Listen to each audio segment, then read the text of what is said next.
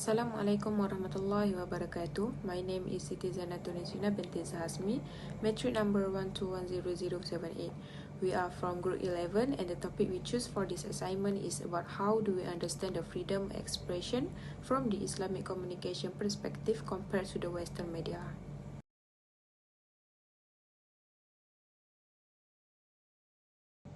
In terms of terminology, the concept of freedom from a Western perspective contradicts the principle of Islamic freedom, and in the West, the term freedom is pronounced with the terms liberty and liberalism, while in Islam, freedom means surrender, which is submission to God, and adherence to the law established by the Prophet Muhammad. In the West, freedom depends on the existence of beings with the capacity to think, feel, and make their own decision. Freedom also refers to being free from any kind of discrimination or from being subject to a particular authority, like a religion, and usually means democratic. However, in Islam, the word freedom is often used equally. The word freedom comes from the Arabic word which is hur, and that means free. The Quran makes a lot of use of this term. Assalamualaikum warahmatullahi wabarakatuh. My name is Afiqah Qistina Binti Sanusi and my metric number is 1213166. For Islamic perspective, Islam has a very strong ethical foundation and it recognizes freedom of speech and expression as a fundamental value. Developing love, tolerance, social harmony and understanding among group members is the goal of discourse in accordance with Islamic philosophy in order to promote peaceful coexistence. When speech is heretical or cause social unrest, Islam restricts freedom of expression. Islam does emphasize the importance of freedom and human dignity within its teaching. It recognizes the inherent worth and value of every individual and promotes the idea that all human beings should be treated with respect and fairness. Islam believes freedom to be a basic human right that ought to be upheld. Islam's sacred book, the Quran, makes numerous references to the value of having the freedom to choose and practice one's religion. For instance, Surah Al-Baqarah, which states, "There shall be no compulsion in acceptance of the religion." This stanza emphasizes the importance of one's right to freely select their religion and condemns all forms of compulsion and forced use in the name of religion. Furthermore, Islam promotes the preservation of human dignity. Muslims are encouraged to treat others with kindness, compassion, and justice. The Prophet Muhammad SAW emphasized the right of individual and importance of respecting their dignity. He taught his followers to treat others with respect, irrespective of their social status, race, or gender. However, it is important to note that Islam also sets certain limits and guidelines to ensure that freedom does not infringe upon the rights and dignity of others or lead to harm. Islam prohibits action that cause harm, injustice, or promote corruption. For instance, Islam prohibits activities such as slander, theft, violence, and adultery as they infringe upon the rights and dignity of others.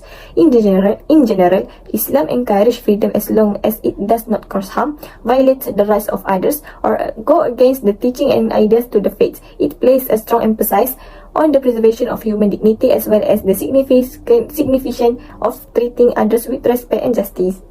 Assalamualaikum and a very good morning. So my name is Rasyidah Alzawariah Binti Raub. My metric number is 12131 and 71. So my part will explain about the Western side.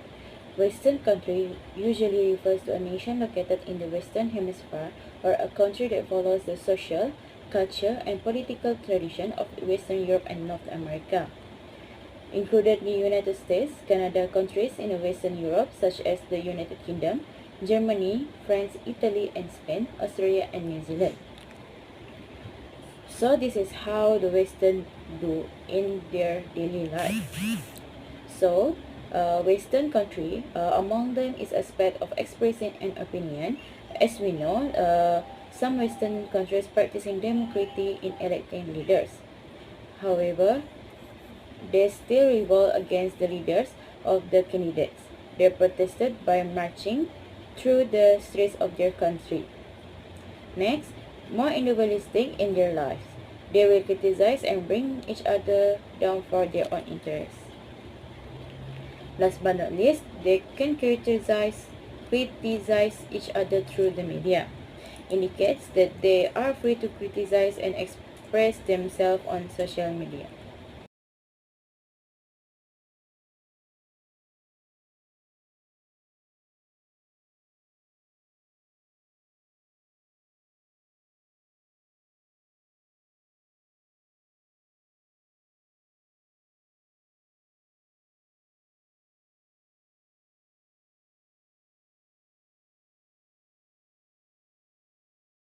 My name is Shakirah Binti Jamil. My metric number is 1213159. So the conclusion in this issue is there are differences in the cultural, historical and the legal circumstances between the Islamic perspective on freedom of expression and Western media. Islamic perspective might place a greater focus on preserving religious values, unity and societal harmony than Western media does, which generally accept a broader understanding of freedom of expression that includes criticizing religious belief and leaders. It is also important to understand that both in the Islamic and Western cultures, there is a vast range of perspective and generalization should be avoided.